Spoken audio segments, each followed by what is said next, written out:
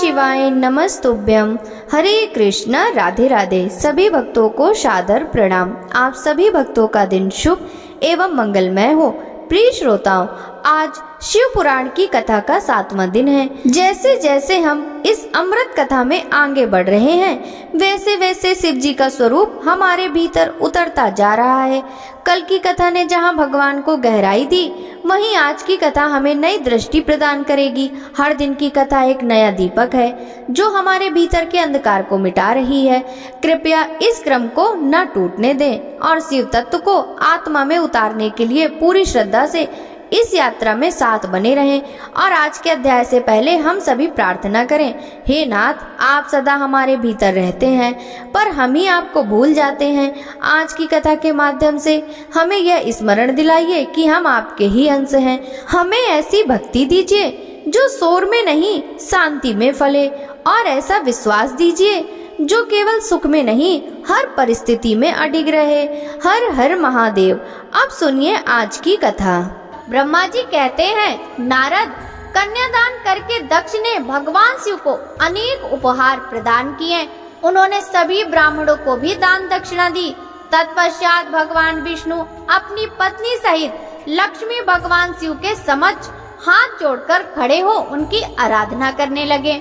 वे बोले, हे दया सागर महादेव जी, आप संपूर्ण जगत के पिता हैं और देवी सती सबकी माता हैं। भगवान, आप दोनों ही अपने भक्तों की रक्षा के लिए और दुष्टों का नाश करने के लिए अनेक अवतार धारण करते हैं। इस प्रकार उन्होंने शिव सती को बहुत स्तुति की। नारद उनके पास आकर विधि के अनुसार फेरे कराने लगा।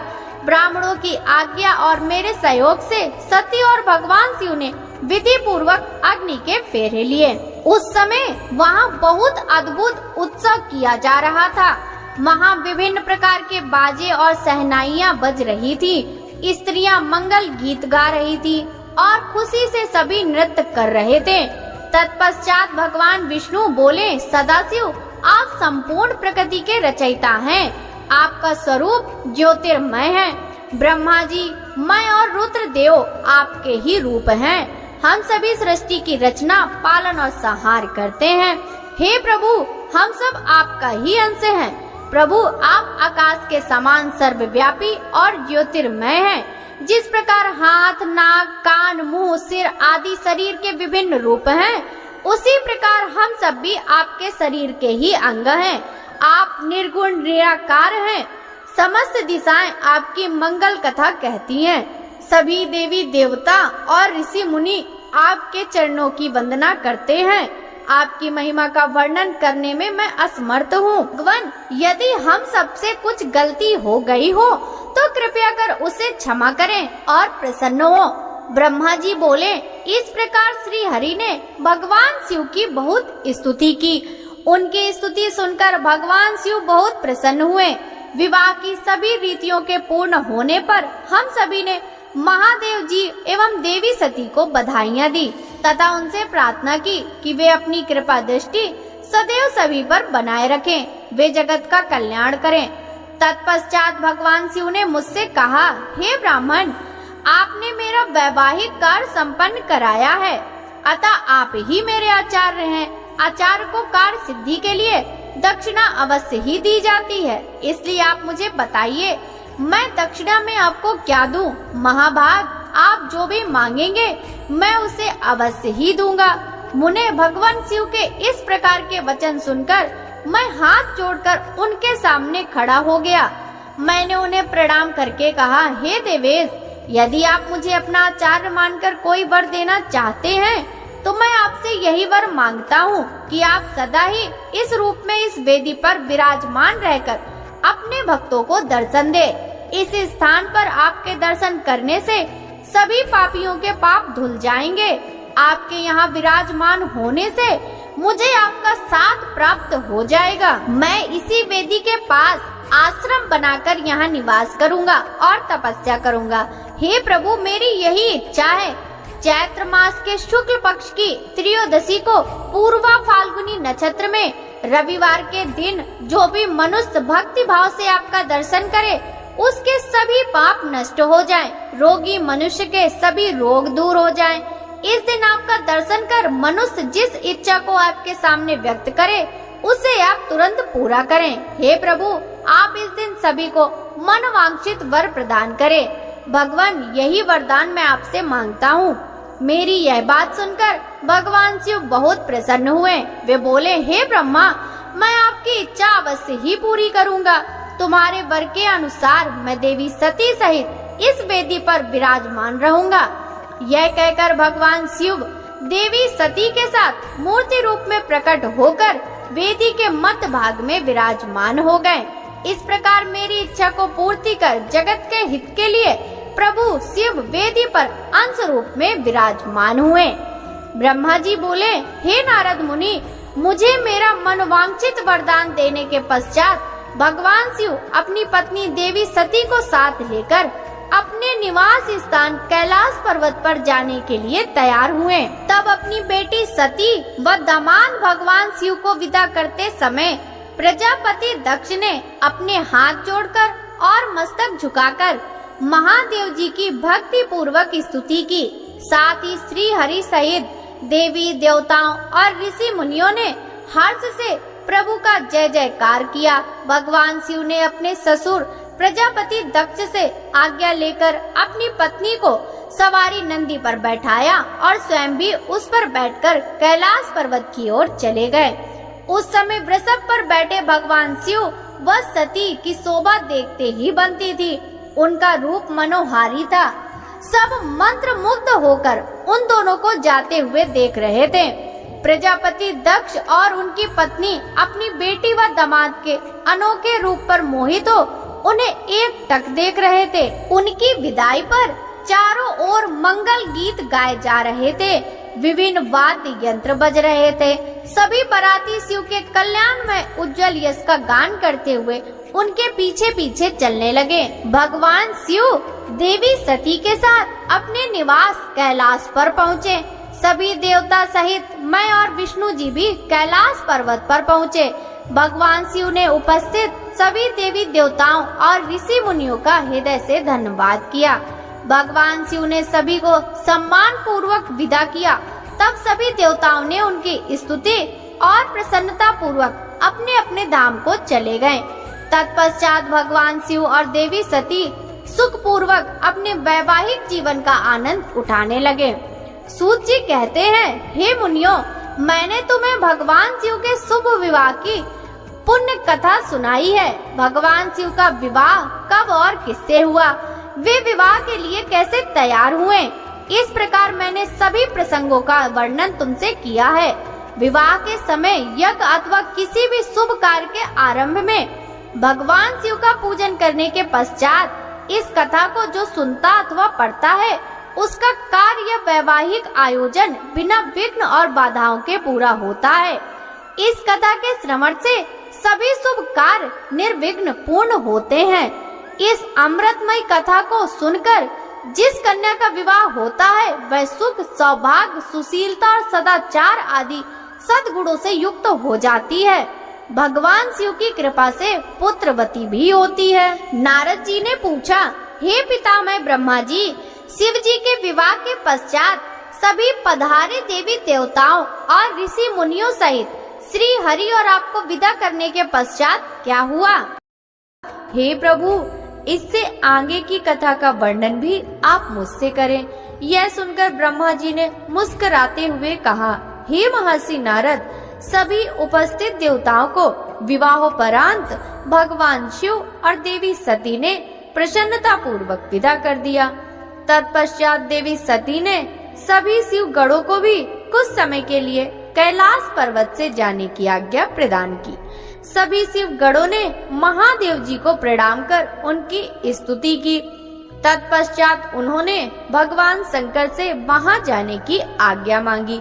आज्ञा देते हुए महादेव जी ने कहा, जाएं, लेकिन मेरे स्मरण करने पर आप सभी तुरंत मेरे समक्ष उपस्थित हो जाएं। तब नंदी समेत सभी गण महाभगवान शिव और देवी सती को अकेला छोड़कर कुछ समय के लिए कैलाश पर्वत से चले गए। अब कैलाश पर्वत पर भगवान शिव सती के साथ अकेले थे। देवी सती भगवान शिव को पति रूप में प्राप्त कर बहुत खुश थी। बहुत कठिन तप के उपरांत ही उन्हें भगवान शिव का सानिध्य मिल पाया था। यह सोचकर वह बहुत रोमांचित थी। उधर देवी सती के अनुपम सौंदर्य को देखकर शिव जी भी बहुत मोहित हो चुके थे। वे भी देवी सती का साथ पाकर अपने को धन्य समझ रहे थे। एकांत पाकर शिव जी अपनी पत्नी सती के साथ कैलाश पर्वत के शिखर पर रमण करने लगे। कैलाश पर्वत पर श्री शिव और दक्ष कन्या सती के विविध विहारों का विस्तार से वर्णन करने के बाद ब्रह्मा जी ने कहा, नारद, एक दिन की बात है कि देवी सती भगवान शिव को प्रेम पूर्वक प्रणाम करके दोनों हाथ जोड़कर खड़ी हो गई। उन्हें चुपचाप खड़े देखकर भगवान शिव समझ गए कि देवी सती के मन में कुछ बात अवश्य है जिसे वह कहना चाह रही है। तब उन्होंने मुस्कुराकर देवी सती से पूछा कि हे प्राण वत्सला, कहिए आप क्या कहना चाहती हैं? यह सुनकर देवी सती बोली, हे भगवान, वर्षा ऋतु आ गई है।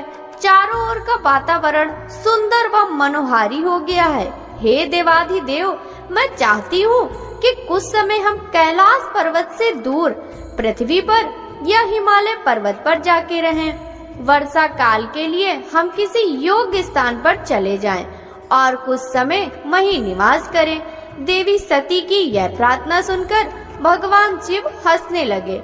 हंसते हुए ही उन्होंने अपनी पत्नी सती से कहा कि प्रिय, जहाँ पर मैं निवास करता हूँ वहाँ पर मेरी इच्छा के विरुद्ध कोई भी आ जा नहीं सकता है। मेघ भी मेरी आज्ञा के बिना कैलाश पर्वत की ओर कभी नहीं आएंगे। वर्षा काल में भी मेघ सिर्फ नीचे की ओर ही घूमकर चले जाएंगे। हे प्रिय, तुम्हारी इच्छा के विरुद्ध कोई भी तुम्हें परेशान नहीं कर सकता। फिर भी यदि आप चाहती हैं तो हम हिमालय पर्वत पर चलते हैं। तत्पश्चात भगवान शिव अपनी पत्नी सती के साथ हिमालय पर चले गए। कुछ समय वहाँ प्रसन्नता पूर्वक विहार करने के पश्चात वे पुनः अपने निवास पर लौट आए। ब्रह्मा जी बोले, हे महर्षि नारद, भगवान शिव और सती के हिमालय से वापस आने के पश्चात वे पुनः पहले की तरह कैलाश पर्वत पर अपना निवास करने लगे। एक दिन देवी सती ने भगवान शिव को भक्ति भाव से नमस्कार किया और कहने लगी, हे देवाधिदेव महादेव कल्याण सागर, आप सभी की रक्षा करते हैं। हे भगवान, मुझ पर भी अपनी कृपा दृष्टि कीजिए। प्रभु, आप परम पुरुष और सबके स्वामी हैं। आप रजोगुण, तमोगुण और सत्वगुण से दूर हैं। आपको पति रूप में पाकर मेरा जन्म सफल हो गया है। हे करुणा निधान, आपने मुझे हर प्रकार का सुख दिया है तथा मेरी हर इच्छा को पूरा किया है, परंतु अब मेरा मन तत्वों की खोज करता है। मैं उस परम तत्व का ज्ञान प्राप्त करना चाहती हूँ जो सभी को सुख प्रदान करने वाला है, जिसे पाकर जीव संसार के दुखों और मोह माया से मुक्त हो जाता है और उसका उद्धार हो जाता है। प्रभु, मुझ पर कृपा कर मेरा ज्ञान वर्धन करे। ब्रह्मा जी बोले, मुने, इस प्रकार आदि शक्ति देवी सती ने जीवों के उद्धार के लिए भगवान शिव से प्रश्न किया। उस प्रश्न को सुनकर महान योगी, सबके स्वामी भगवान शिव प्रसन्नता पूर्वक बोले, हे देवी, हे दक्ष नंदिनी, मैं तुम्हें उस अमृतमयी कथा को सुनाता हूँ जिसे सुनकर मनुष्य संसार के बंधनों से मुक्त हो जाता है। यही वह परम तत्व विज्ञान है जिसके उदय होने से मेरा ब्रह्म स्वरूप है। ज्ञान प्राप्त करने पर उस विज्ञानी पुरुष की बुद्धि शुद्ध हो जाती है। उस विज्ञान की माता मेरी भक्ति है। यह भोग और मोक्ष रूप को प्रदान करती है। भक्ति और ज्ञान सदा सुख प्रदान करता है। भक्ति के बिना ज्ञान और ज्ञान के बिना भक्ति की प्राप्ति नहीं होती। हे देवी, मैं सदा अपने भक्तों के अधीन हूँ। भक्ति दो प्रकार की होती है, सगुण और निर्गुण। शास्त्रों से प्रेरित और हृदय के सहज प्रेम से प्रेरित भक्ति श्रेष्ठ होती है, परंतु किसी वस्तु की कामना स्वरूप की गई भक्ति निम्न कोटि की होती है। हे प्रिय, मुनियों ने सगुणा और निर्गुणा नामक दोनों भक्तियों के 9 भेद बताए हैं। श्रवण, कीर्तन, स्मरण, सेवन, दास, अर्चन, वंदन, सख्य और आत्मसमर्पण ही भक्ति के अंग माने जाते हैं। जो एक स्थान पर स्थिरता पूर्वक बैठकर तन मन को एकाग्रचित करके मेरी कथा और कीर्तन को प्रतिदिन सुनता है, इसे श्रवण कहा जाता है। जो अपने हृदय में मेरे दिव्य जन्म कर्मों का चिंतन करता है, उसका अपनी वाणी से उच्चारण करता है, इसे भजन रूप में गाना कीर्तन कहा जाता है। मेरे स्वरूप को नित्य अपने आसपास हर वस्तु में तलाश कर मुझे सर्वत्र व्यापक मानना तथा सदैव मेरा चिंतन करना ही स्मरण है। सूर्य निकलने से लेकर रात्रि तक हृदय और इंद्रियों से निरंतर मेरी सेवा करना ही सेवन कहा जाता है। स्वयं को प्रभु का किंकर समझकर अपने हृदयामृत के भोग से भगवान का स्मरण दास कहा जाता है। अपने धन और वैभव के अनुसार 16 उपचारों के द्वारा मनुष्य द्वारा की गई मेरी पूजा अर्चन कहलाती है। मन, ध्यान और वाणी से मंत्रों का उच्चारण करते हुए इष्ट देव को नमस्कार करना वंदन कहा जाता है। ईश्वर द्वारा किए गए फैसलों को अपना हित समझकर उसे सदैव मंगल मानना ही सख्य है। मनुष्य के पास जो भी वस्तु है वह भगवान की प्रसन्नता के लिए उनके चरणों में अर्पण कर उन्हें समर्पित कर देना ही आत्मसमर्पण कहलाता है। भक्ति के यह 9 अंग भोग और मोक्ष प्रदान करने वाले हैं। ये सभी ज्ञान के साधन मुझे प्रिय हैं। मेरी सांगोपांग भक्ति ज्ञान और वैराग्य को जन्म देती है। इससे सभी अभीष्ट फलों की प्राप्ति होती है। मुझे मेरे भक्त बहुत प्यारे हैं। तीनों लोकों और चारों युगों में भक्ति के समान दूसरा कोई भी सुखदायक मार्ग नहीं है। कलयुग में जब ज्ञान और वैराग्य का हास हो जाएगा, तब भी भक्ति ही शुभ फल प्रदान करने वाली होगी। मैं सदा ही अपने भक्तों के वश में रहता हूँ। अपने भक्तों की विपरीत परिस्थिति में सदैव सहायता करता हूँ और उसके सभी कष्टों को दूर करता हूँ। मैं अपने भक्तों का रक्षक हूँ। ब्रह्मा जी बोले, नारद, देवी सती को भक्त और भक्ति का महत्व सुनकर बहुत प्रसन्नता हुई। उन्होंने भगवान शिव को प्रणाम किया और पुनः शास्त्रों के बारे में पूछा। वे यह जानना चाहती थी कि सभी जीवों का उद्धार करने वाला, उन्हें सुख प्रदान करने वाला सभी साधनों का प्रतिपादक शास्त्र कौन सा है। वे ऐसे शास्त्र का महात्म सुनना चाहती थी। सती का प्रश्न सुनकर शिव जी ने प्रसन्नता पूर्वक सब शास्त्रों के विषय में देवी सती को बताया। महेश्वर ने 5 अंगों सहित तंत्र शास्त्र, यंत्र शास्त्र तथा सभी देवेश्वरों की महिमा का वर्णन किया। उन्होंने इतिहास की कथा भी सुनाई, पुत्र और स्त्री के धर्म की महिमा भी बताई। मनुष्यों को सुख प्रदान करने वाले वैदिक शास्त्र तथा ज्योतिष शास्त्र का भी वर्णन किया। भगवान शिव ने भक्तों का महात्म और राज धर्म भी बताया। इसी प्रकार भगवान शिव ने सती को उनके पूछे सभी प्रश्नों का उत्तर देते हुए सभी कथाएं सुनाई। नारद जी बोले, हे ब्राह्मण, हे महाप्राग, हे दयानिधे, आपने मुझे भगवान शंकर तथा देवी सती के मंगलकारी चरित्र के बारे में बताया। हे प्रभु, मैं महादेव जी का सपत्नीक यश वर्णन सुनना चाहता हूँ। कृपया आप मुझे ये बताइए कि तत्पश्चात शिव जी व सती ने क्या किया। उनके सभी चरित्रों का वर्णन मुझसे करें। ब्रह्मा जी ने कहा, मुने, एक बार की बात है कि सती जी को अपने पति का वियोग प्राप्त हुआ। यह वियोग भी उनकी लीला का ही रूप था, क्योंकि इनका परस्पर वियोग तो हो ही नहीं सकता है। यह वाणी और अर्थ के समान है। यह शक्ति और शक्तिमान है तथा चित्र स्वरूप है। सती और शिव तो ईश्वर हैं। वे समय समय पर नई नई लीलाएं रचते हैं। सूत जी कहते हैं, महर्षियों, ब्रह्मा जी की बात सुनकर नारद जी ने ब्रह्मा जी से देवी सती और भगवान शिव के बारे में पूछा कि भगवान शिव ने अपनी पत्नी सती का त्याग क्यों किया, ऐसा किस लिए हुआ। स्वयंवर देने के बाद भी उन्होंने देवी सती को क्यों छोड़ दिया। प्रजापति दक्ष ने अपने यज्ञ के आयोजन में भगवान शिव को निमंत्रण क्यों नहीं दिया और यज्ञ स्थल पर भगवान शंकर का अनादर क्यों किया। उस यज्ञ में सती ने अपने शरीर का त्याग क्यों किया तथा इसके पश्चात वहाँ पर क्या हुआ? हे प्रभु, कृपा कर मुझे इस विषय में सविस्तार बताइए। ब्रह्मा जी बोले, हे महाप्राज्ञ नारद, मैं तुम्हारी उत्सुकता देखकर तुम्हारी सभी जिज्ञासाओं को शांत करने के लिए तुम्हारी सारी बातें बताता हूँ। ये सभी भगवान शिव की ही लीला है। उनका स्वरूप निर्विकार है। देवी सती भी उनके अनुरूप ही है।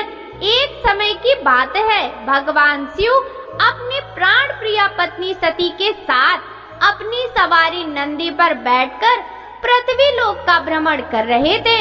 घूमते घूमते वे दंडकारण्य में आ गए।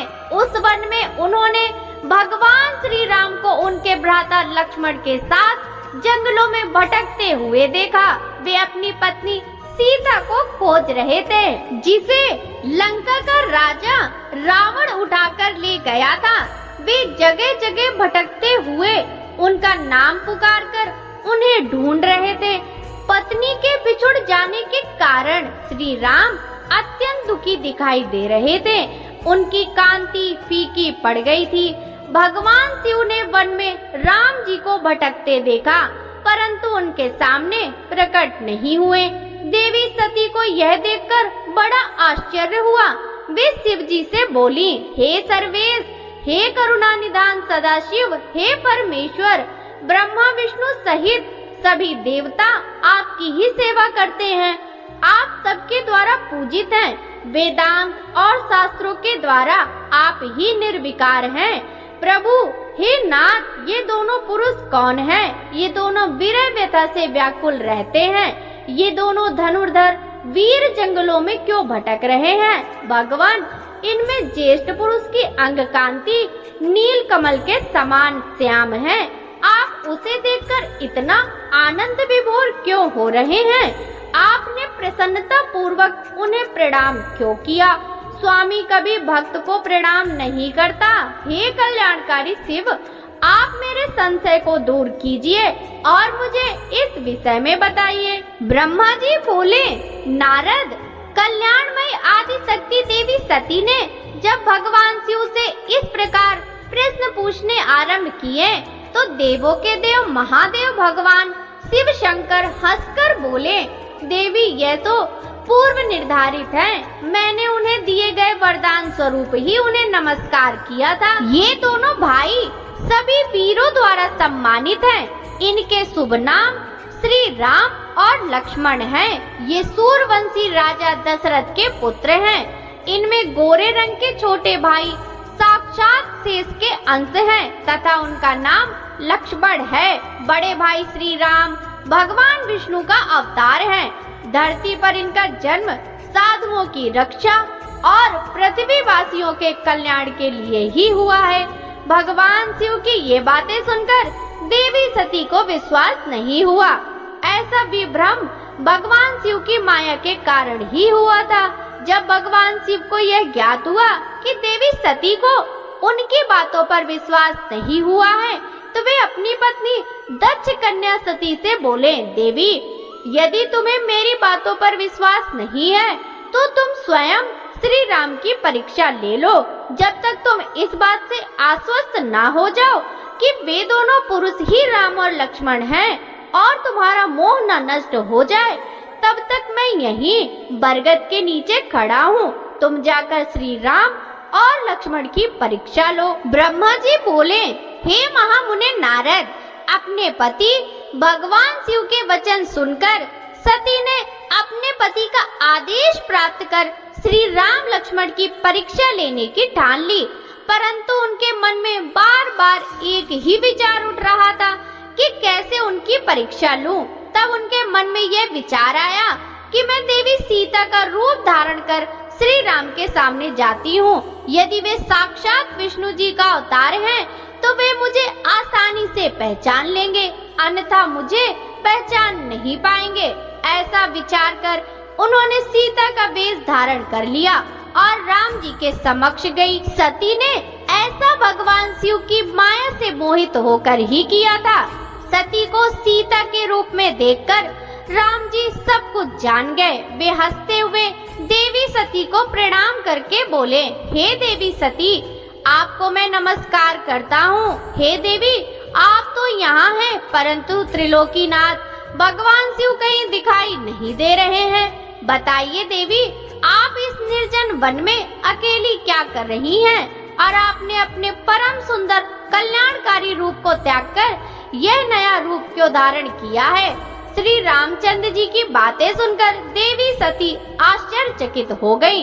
तब वे शिव जी की बातों का स्मरण कर तथा सच्चाई को जानकर बहुत शर्मिंदा हुई और मन ही मन अपने पति भगवान शंकर के चरणों का स्मरण करती हुई बोली, हम अपने पति करुणा निदान भगवान शिव तथा अन्य पार्षदों के साथ पृथ्वी का भ्रमण करते हुए इस वन में आ गए थे।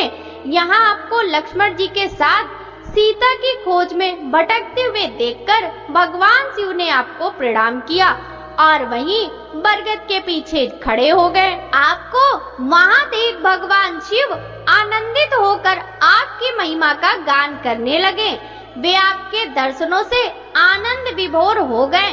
मेरे द्वारा इस विषय में पूछने पर जब उन्होंने बताया कि आप श्री विष्णु का अवतार हैं, तो मुझे इस पर विश्वास ही नहीं हुआ और मैं स्वयं आपकी परीक्षा लेने यहाँ आ गई। आपके द्वारा मुझे पहचान लेने से मेरा सारा भ्रम दूर हो गया। हे श्री हरि, अब मुझे आप यह बताइए कि आप भगवान शिव के भी वंदनीय कैसे हो गए? मेरे मन में यह एक संशय है, कृपया मुझे इस विषय में बताकर मेरे संशय को दूर कर मुझे शांति प्रदान करें। देवी सती के ऐसे वचन सुनकर श्री राम प्रसन्न होते हुए तथा अपने मन में शिव जी का स्मरण करते हुए प्रेम विभोर हो उठे। वे प्रभु शिव के चरणों का चिंतन करते हुए मन में उनकी महिमा का वर्णन करने लगे। श्री राम बोले, हे देवी सती, प्राचीन काल की बात है, एक बार भगवान शिव ने अपने लोक में विश्वकर्मा को बुलाकर उसमें एक मनोहर गौशाला बनवाई जो बहुत बड़ी थी। उसमें उन्होंने एक मनोहर विस्तृत भवन का निर्माण भी करवाया। उसमें एक दिव्य सिंहासन तथा एक दिव्य श्रेष्ठ छत्र भी बनवाया।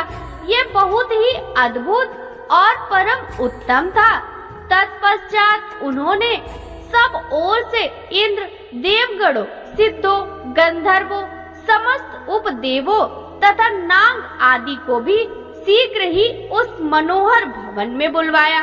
सभी वेदों और आगमों को पुत्रों सहित, ब्रह्मा जी को, मुनियों, अप्सराओं सहित, समस्त देवियों सहित 16 नाग कन्याओं आदि सभी को उसमें आमंत्रित किया, जो कि अनेक मांगलिक वस्तुओं के साथ वहां आई।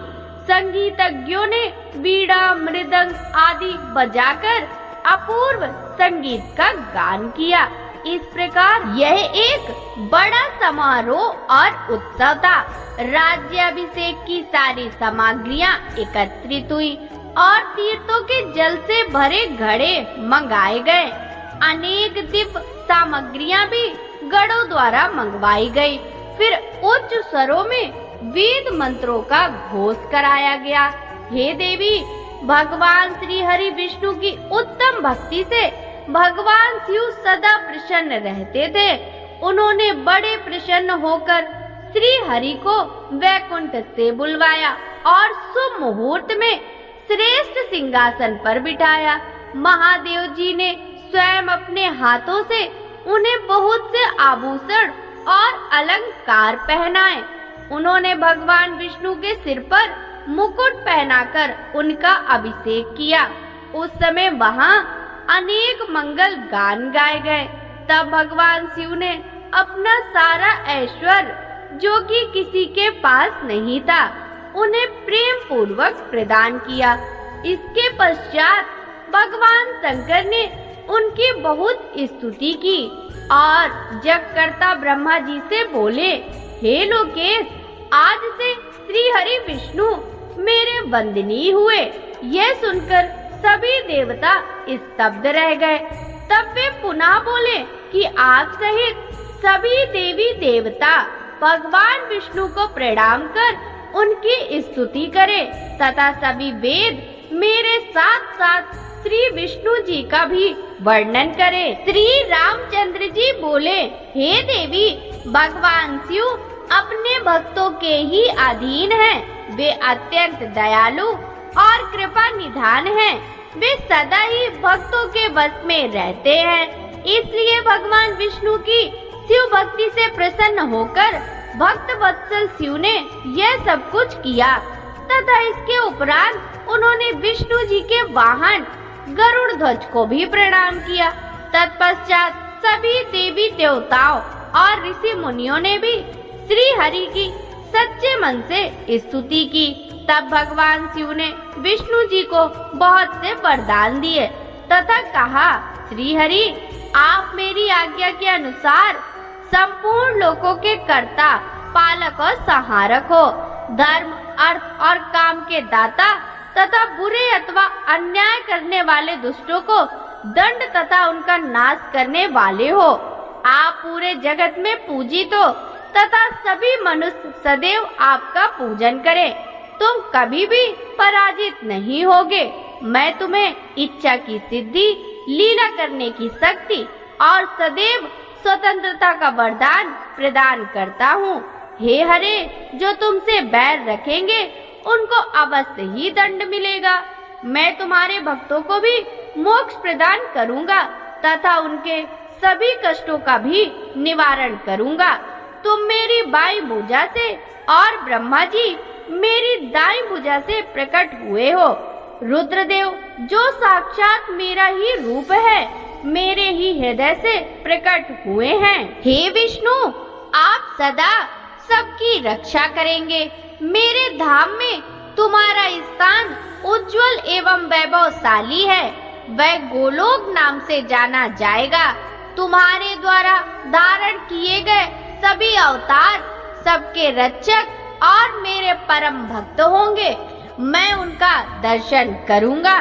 श्री रामचंद्र जी कहते हैं, देवी, श्री हरि को अपना अखंड ऐश्वर्य सौंपकर भगवान शिव स्वयं कैलाश पर्वत पर रहते हुए अपने पार्षदों के साथ क्रीड़ा करते हैं। तभी भगवान लक्ष्मीपति विष्णु गोप वेश धारण कर आए और गोप गोपी तथा गौओं के स्वामी बनकर प्रसन्नता पूर्वक विचरने लगे, जगत की रक्षा करने लगे।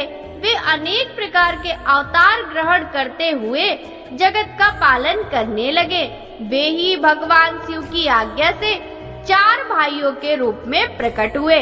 अब इस समय मैं ही अवतार रूप में प्रकट होकर 4 भाइयों में सबसे बड़ा राम हूँ, दूसरे भरत हैं, तीसरे लक्ष्मण हैं और चौथे भाई शत्रुघ्न हैं।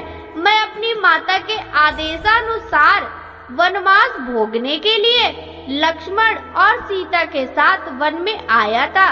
किसी राक्षस ने मेरी पत्नी सीता का अपहरण कर लिया है और मैं यहाँ वहाँ भटकता हुआ अपनी पत्नी को ही ढूंढ रहा हूँ। सौभाग्यवश मुझे आपके दर्शन हो गए।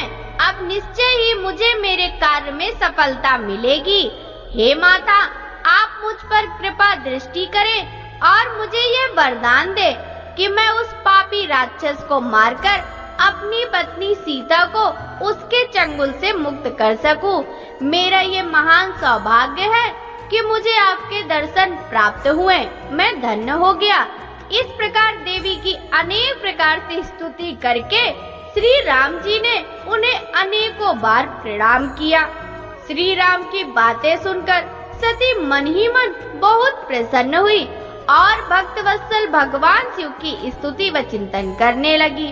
अपनी भूल पर उन्हें लज्जा आ रही थी। वे उदास मन से शिव जी के पास चल दी।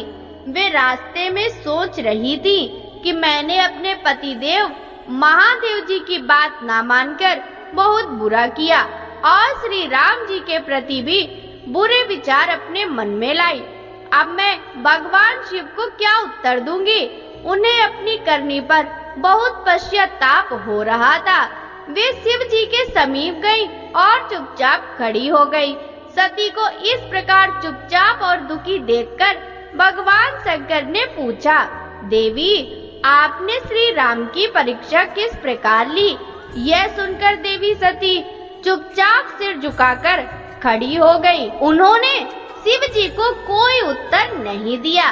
वे असमंजस में थी कि क्या उत्तर दे, लेकिन महायोगी शिव ने ध्यान से सारा विवरण जान लिया और उनका मन से त्याग कर दिया। भगवान शिव ने सोचा, अब यदि मैं सती को पहले जैसा ही स्नेह करूं, तो मेरी प्रतिज्ञा भंग हो जाएगी। वेद धर्म के पालक शिव जी ने अपनी प्रतिज्ञा पूरी करते हुए सती का मन से त्याग कर दिया। फिर सती ने कुछ न कहकर वे कैलाश की ओर बढ़े। मार्ग में सबको, विशेषकर सती जी को सुनाने के लिए आकाशवाणी हुई कि महायोगी शिव आप धन्य हैं। आपके समान तीनों लोक में कोई भी प्रतिज्ञा पालक नहीं है। इस आकाशवाणी को सुनते ही देवी सती शांत हो गई। उनकी कांति फीकी पड़ गई। तब उन्होंने भगवान शिव से पूछा, हे प्राणनाथ, आपने कौन सी प्रतिज्ञा की है? कृपया आप मुझे बताइए।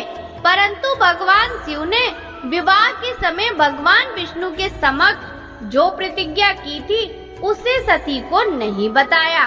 तब देवी सती ने भगवान शिव का ध्यान करके उन सभी कारणों को जान लिया, जिसके कारण भगवान ने उनका त्याग कर दिया था।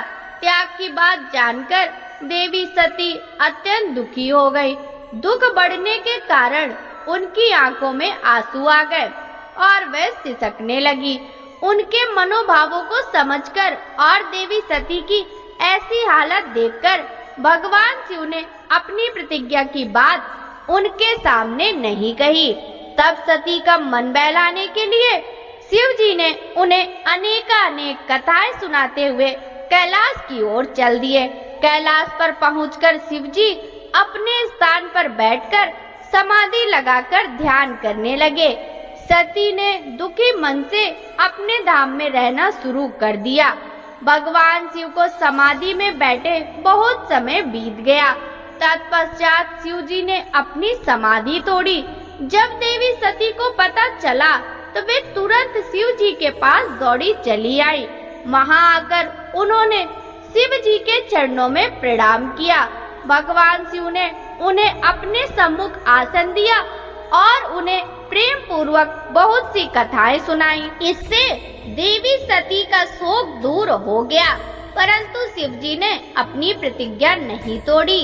हे नारद, ऋषि मुनि आदि सभी शिव और सती की इन कथाओं को उनकी लीला का ही रूप मानते हैं, क्योंकि वे तो साक्षात परमेश्वर हैं, एक दूसरे के पूरक हैं। भला उनमें वियोग संभव कैसे हो सकता है? सती और शिव वाणी और अर्थ की भांति एक दूसरे से मिले हुए हैं। उनमें वियोग होना असंभव है। उनकी इच्छाओं और लीलाओं से ही उनमें वियोग हो सकता है। ब्रह्मा जी बोले, हे नारद, पूर्व काल में समस्त महात्मा और ऋषि प्रयाग में इकट्ठा हुए। वहाँ पर उन्होंने एक बहुत विशाल यज्ञ का आयोजन किया था। उस यज्ञ में देवर्षि, देवता, ऋषि, मुनि, साधु संत, सिद्धगण तथा ब्रह्म का साक्षात्कार करने वाले महान ज्ञानी पधारे, जिसमें मैं स्वयं अपने महातेजस्वी निगमों आगमों सहित परिवार को लेकर वहां पहुंचा। वहां बहुत बड़ा उत्सव हो रहा था। अनेक शास्त्रों में ज्ञान की चर्चा एवं वाद विवाद हो रहा था। उस यज्ञ में त्रिलोकीनाथ भगवान शिव भी देवी सती और अपने गणों सहित पधारे थे। भगवान शिव को वहां आया देख मैंने सभी देवताओं, ऋषि मुनियों से उन्हें झुककर भक्ति भाव से प्रणाम किया तथा अनेक प्रकार से उनकी स्तुति की। शिव जी की आज्ञा पाकर सभी ने अपना आसन ग्रहण किया। इसी समय प्रजापति दक्ष भी वहां आ पहुँचे। वे बड़े ही तेजस्वी थे। प्रजापति दक्ष ने मुझे प्रणाम करके अपना आसन ग्रहण कर लिया। वे ब्रह्मांड के अधिपति थे, इसी कारण उन्हें अपने पद का घमंड हो गया था। उनके मन में अहंकार ने घर कर लिया था। ब्रह्मांड के अधिपति होने के कारण वे सभी देवताओं के वंदनीय थे।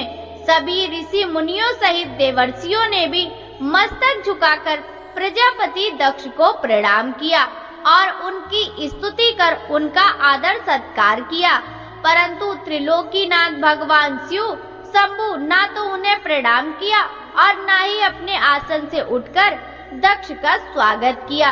इस बात पर दक्ष क्रोधित हो गए। ज्ञान शून्य होने के कारण प्रजापति दक्ष ने क्रोधित नेत्रों से महादेव जी को देखा और सबको सुनाते हुए उच्च स्वर में कहने लगे। प्रजापति दक्ष बोले, सभी देवता, असुर, ब्राह्मण, ऋषि मुनि सभी मुझे नम्रता पूर्वक प्रणाम कर मेरे आगे सिर झुकाते हैं। ये सभी उत्तम भक्ति भाव से मेरी आराधना करते हैं, परंतु सदैव प्रेतों और पिशाचों से घिरा रहने वाला यह दुष्ट मनुष्य क्यों मुझे देखकर अनदेखा कर रहा है? शमशान में निवास करने वाला यह निर्लज्ज जीव क्यों मेरे सामने मस्तक नहीं झुकाता? भूतों पिशाचों का साथ करने के कारण क्या यह शास्त्रों की विधि भी भूल गया है? इसने नीति के मार्ग को भी कलंकित किया है। इसके साथ रहने वाले या इसकी बातों का अनुसरण करने वाले मनुष्य पाखंडी, दुष्ट और पाप का आचरण करने वाले होते हैं। वे ब्राह्मणों की बुराई करते हैं तथा स्त्रियों के प्रति आकर्षित होते हैं। यह रुद्र चारों वर्णों से पृथक और कुरूप है, इसलिए इस पावन यज्ञ से इसे बहिष्कृत कर दिया जाए।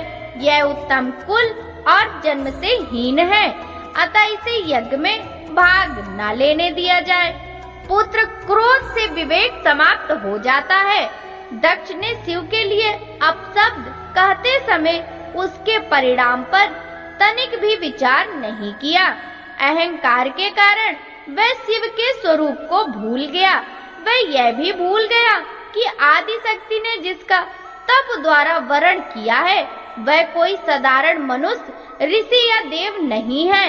ब्रह्मा जी बोले, हे नारद, दक्ष की ये बातें सुनकर भृगु आदि बहुत से महर्षि रुद्रदेव को दुष्ट मानकर उनकी निंदा करने लगे। ये बातें सुनकर नंदी को बुरा लगा, उनका क्रोध बढ़ने लगा। वे दक्ष को शाप देते हुए बोले कि हे महामूढ़, दुष्ट बुद्धि दक्ष, तू मेरे स्वामी देवाधिदेव महेश्वर को यज्ञ से निकालने वाला कौन होता है, जिनके स्मरण मात्र से यज्ञ सफल हो जाते हैं और तीर्थ पवित्र हो जाते हैं? तू उन महादेव जी को कैसे शाप दे सकता है? मेरे स्वामी निर्दोष हैं और तूने अपनी स्वार्थ की सिद्धि के लिए उन्हें शाप दिया है और उनका मजाक उड़ाया है। जिन सदाशिव ने इस जगत की सृष्टि की, इसका पालन किया और जो इसका संहार करते हैं, तू उन्हीं महेश्वर को शाप देता है। नंदी के ऐसे वचनों को सुनकर प्रजापति दक्ष के क्रोध की सीमा न रही। वे आग बबूला हो गए और नंदी समेत सभी रुद्रगणों को शाप देते हुए बोले, अरे दुष्ट रुद्रगणों, मैं तुम्हें शाप देता हूँ कि तुम सब वेदों से बहिष्कृत हो जाओ, तुम वैदिक मार्ग से भटक जाओ और सभी ज्ञानी मनुष्य तुम्हारा त्याग कर दे। तुम शिष्ट आचरण न करो और पाखंडी हो जाओ। सिर पर जटा, शरीर पर भस्म एवं हड्डियों के आभूषण धारण कर मद पान करो। जब दक्ष ने शिव जी के प्रिय पार्षदों को इस प्रकार शाप दे दिया तो नंदी बहुत क्रुद्ध हो गए। नंदी भगवान शिव के प्रिय पार्षद हैं। वे बड़े गर्व से दक्ष को उत्तर देते हुए बोले। नंदीश्वर ने कहा, हे दुर्बुद्धि दक्ष, तुझे शिव तत्व का ज्ञान नहीं है। तूने अहंकार में भगवान शिव का मजाक उड़ाया है, अतः मैं भगवान शिव के तेज के प्रभाव से तुझे शाप देता हूँ कि तुझ जैसे अहंकारी मनुष्य जो सिर्फ कर्मों के फल को देखते हैं, वेदवाद में फंसकर रह जाएंगे। उनका वेद तत्व ज्ञान शून्य हो जाएगा। वे सदैव मोह माया में ही लिप्त रहेंगे। वे पुरुषार्थ विहीन होंगे और स्वर्ग को ही महत्व देंगे। वह क्रोधी व लोभी होंगे। वे सदा ही दान लेने में लगे रहेंगे। हे दक्ष, जो भी भगवान शिव को समान देवता समझकर उनका अनादर करेगा, वह सदैव के लिए तत्व ज्ञान से विमुख हो जाएगा। वह आत्मज्ञान को भूलकर पशु के समान हो जाएगा तथा यह दक्ष जो कि कर्मों से भ्रष्ट हो चुका है, इसका मुख बकरे के समान हो जाएगा। इस प्रकार बहुत गुस्से से भरे नंदी ने जब दक्ष को ब्राह्मणों को शाप दिया तो वहाँ बहुत शोर मच गया। भगवान शिव मधुर वाणी में नंदी को समझाने लगे कि वे शांत हो जाएं। प्रभु शिव बोले, नंदी, तुम तो परम ज्ञानी हो, तुम्हें क्रोध नहीं करना चाहिए। तुमने बिना कुछ किए जाने और समझे ही दक्ष तथा समस्त ब्राह्मण कुल को शाप दे दिया है। सच्चाई तो यह है कि मुझे कोई भी शाप छू ही नहीं सकता, इसलिए तुम्हें अपने क्रोध पर नियंत्रण रखना चाहिए था। किसी की बुद्धि कितनी ही दूषित क्यों ना हो, वह कभी वेदों को शाप नहीं दे सकता। नंदी, तुम तो सिद्धों को भी तत्व ज्ञान देने का उपदेश देने वाले हो। तुम तो जानते हो कि मैं ही यज्ञ हूँ, मैं ही यज्ञ कर्म हूँ, यज्ञ की आत्मा मैं हूँ, यज्ञ परायण यजमान भी मैं हूँ। फिर मैं कैसे यज्ञ से बहिष्कृत हो सकता हूँ? तुमने व्यर्थ ही ब्राह्मणों को शाप दे दिया। ब्रह्मा जी बोले, नारद, जब भगवान शिव ने अनेक प्रकार से नंदी को समझाया तो उनका क्रोध शांत हो गया। तब शिव जी अपने अन्य गणों व पार्षदों के साथ अपने निवास स्थान कैलाश पर चले गए। क्रोध से भरे दक्ष भी ब्राह्मणों के साथ अपने स्थान पर चले गए, परंतु उनके मन में महादेव जी के लिए क्रोध एवं ईर्ष्या का भाव ऐसा ही रहा। उन्होंने शिव जी के प्रति श्रद्धा को त्याग दिया और उनकी निंदा करने लगे। दिन ब दिन उनकी ईर्ष्या बढ़ती जा रही थी। ब्रह्मा जी बोले, हे नारद, इस प्रकार क्रोधित व अपमानित दक्ष ने कनखल नामक तीर्थ में एक बहुत बड़े यज्ञ का आयोजन किया। उस यज्ञ में उन्होंने सभी देवर्षियों, महर्षियों तथा देवताओं को दीक्षा देने के लिए बुलाया। अगस्त, कश्यप, अत्रि, वामदेव, भृगु, दधीचि, भगवान व्यास, भरद्वाज, गौतम, पैल, पराशर, गर्ग, भार्गव, ककुस, सित, सुमंतु, त्रिक, कंक और वैशंपायन सहित अनेक ऋषि मुनि अपनी पत्नियों व पुत्रों सहित प्रजापति दक्ष के यज्ञ में सम्मिलित हुए। समस्त देवता अपने देवगणों के साथ प्रसन्नता पूर्वक यज्ञ में गए।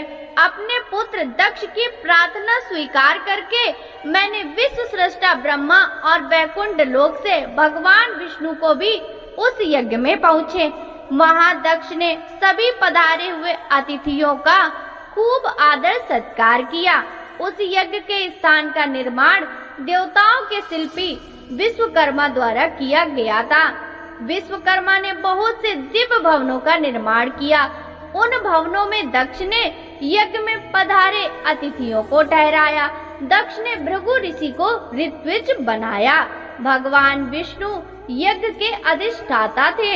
इस विधि को मैंने ही बताया। दक्ष सुंदर रूप धारण कर यज्ञ मंडल में उपस्थित था। उस महान यज्ञ में 88,000 ऋषि एक साथ हवन कर सकते थे। 64,000 देवर्षि मंत्रों का उच्चारण कर रहे थे। सभी मग्न होकर वेद मंत्रों का गान कर रहे थे। दक्ष ने उस महायज्ञ में गंधर्वों, विद्याधरों, सिद्धों, 12 आदित्यों व उनके गणों तथा नागों को भी आमंत्रित किया था। साथ ही देश विदेश के अनेक राजा उसमें उपस्थित थे, जो अपनी सेना एवं दरबारियों सहित यज्ञ में पधारे थे।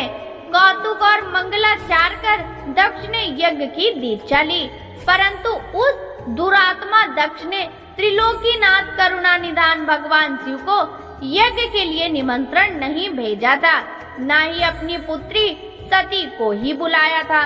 दक्ष के अनुसार भगवान शिव कपालधारी हैं, इसलिए उन्हें यज्ञ में स्थान देना गलत है। सती भी शिव जी की पत्नी होने के कारण कपाली भार्या हुई, अतः उन्हें भी बुलाना पूर्णतः अनुचित था। दक्ष यज्ञ महोत्सव अत्यंत धूमधाम एवं हर्ष उल्लास से आरंभ हुआ। सभी ऋषि मुनि अपने अपने कार्य में संलग्न हो गए। तभी वहाँ महर्षि दधीचि पधारे। उस यज्ञ में भगवान शंकर को न पाकर दधीचि बोले, हे श्रेष्ठ देवताओं और महर्षियों, मैं आप सभी को श्रद्धा पूर्वक नमस्कार करता हूँ। हे श्रेष्ठ जनों, आप सभी यहाँ इस महान यज्ञ में पधारे हैं। मैं आप सबसे यह पूछना चाहता हूँ कि मुझे इस यज्ञ में त्रिलोकीनाथ भगवान शंकर कहीं दिखाई नहीं दे रहे। उनके बिना यह यज्ञ मुझे सूना लग रहा है। उनकी अनुपस्थिति से यज्ञ की शोभा कम हो गई है। जैसा कि आप जानते हैं, भगवान शिव की कृपा से सभी कार्य सिद्ध होते हैं। वे परम सिद्ध पुरुष नीलकंठधारी प्रभु शंकर यहाँ क्यों नहीं दिखाई दे रहे हैं, जिनकी कृपा से अमंगल भी मंगल हो जाता है, जो सर्वथा सबका मंगल करते हैं। उन भगवान शिव का यज्ञ में उपस्थित होना बहुत आवश्यक है। इसलिए आप सभी को यज्ञ के सकुशल पूर्ण होने के लिए परम कल्याणकारी भगवान शिव को अनुनय विनय कर इस यज्ञ में लाना चाहिए, तभी इस यज्ञ की पूर्ति हो सकती है। इसलिए आप सभी श्रेष्ठ जन तुरंत कैलाश पर्वत पर जाएं और भगवान शिव और देवी सती को यज्ञ में ले आएं। उनके आने के कारण यह यज्ञ पवित्र हो जाएगा। वे परम पुण्यमयी, उनके यहाँ आने से यज्ञ पूरा हो सकता है। महर्षि दधीचि की बातों को सुनकर दक्ष हंसते हुए बोला कि भगवान विष्णु देवताओं के मूल हैं, अतः उन्हें सादर मैंने यहाँ बुलाया है। जब वे यहाँ उपस्थित हैं, तो भला यज्ञ में क्या कमी हो सकती है। भगवान विष्णु के साथ ब्रह्मा जी भी वेदों, उपनिषदों और विविध आगमों के साथ यहाँ पधारे हैं। देवगणों सहित इंद्र भी यहाँ उपस्थित है। वेद और वेद तत्वों को जानने वाले तथा उनका पालन करने वाले सभी महर्षि यज्ञ में आ चुके हैं। सभी देवगण एवं श्रेष्ठ जन यहाँ उपस्थित हैं। तो रुद्रदेव की यहाँ क्या आवश्यकता है। मैंने सिर्फ ब्रह्मा जी के कहने पर अपनी पुत्री सती का विवाह शिव जी से कर दिया था। मैं जानता हूँ कि वे कुलहीन हैं। उनके माता पिता का भी कुछ पता नहीं है। वो भूतों, प्रेतों और पिशाचों के स्वामी हैं। वे स्वयं ही अपनी प्रशंसा करते हैं। वे मूढ़, जड़, मौनी और ईर्ष्यालु होने के कारण यज्ञ में बुलाए जाने योग्य नहीं हैं। अतः दधीचि जी, आप उन्हें यज्ञ में बुलाने के लिए ना कहें। आप सब ऋषि मुनि मिलकर अपने सहयोग से मेरे यज्ञ को सफल बनाएं। दक्ष की बात सुनकर दधीचि मुनि बोले, हे दक्ष, परम कल्याणकारी भगवान शिव को यज्ञ में ना बुलाकर तुमने इस यज्ञ को पहले ही भंग कर दिया है। यह यज्ञ कहलाने लायक ही नहीं है। तुमने भगवान शिव को निमंत्रण ना देकर उनकी अवहेलना की है, इसलिए तुम्हारा विनाश निश्चित है। यह कहकर दधीचि वहाँ से अपने आश्रम को चले गए। उनके पीछे पीछे भगवान शिव का अनुसरण करने वाले सभी ऋषि मुनि भी वहाँ से चले गए। दक्ष के समर्थकों ने यज्ञ छोड़कर ऋषि मुनियों के प्रति व्यंग भरे वचनों का प्रयोग किया। इस प्रकार प्रसन्न होकर दक्ष बोलने लगा कि यह बहुत अच्छी बात है कि मंदबुद्धि और मिथ्यावाद में लगे दुराचारी मनुष्य सभी इस यज्ञ का त्याग करके स्वयं ही चले गए। भगवान विष्णु और ब्रह्मा जी, जो कि सभी वेदों के ज्ञाता हैं और वेद तत्वों से परिपूर्ण हैं, इस यज्ञ में उपस्थित है। यही मेरे यज्ञ को सफल बनाएंगे। ब्रह्मा जी बोले कि दक्ष की ये बातें सुनकर वे सभी शिव माया से मोहित हो गए। सभी देवर्षि आदि देवताओं का पूजन करने लगे। इस प्रकार यज्ञ पुनः आरंभ हो गया। मुनि श्रेष्ठ इस प्रकार वहाँ यज्ञ स्थल पर रुके अनेक देवर्षि और मुनि वहाँ पुनः यज्ञ को पूर्ण करने हेतु पूजन करने लगे। ब्रह्मा जी कहते हैं, नारद, जिस समय देवता और ऋषि गण दक्ष के यज्ञ में भाग लेने के लिए उत्सव करते हुए जा रहे थे, उस समय दक्ष की पुत्री सती अपनी सखियों के साथ गंधमादन पर्वत पर दारागृह में अनेक क्रीड़ाएं कर रही थी। सती ने देखा कि रोहिणी के साथ चंद्रमा कहीं जा रहे थे।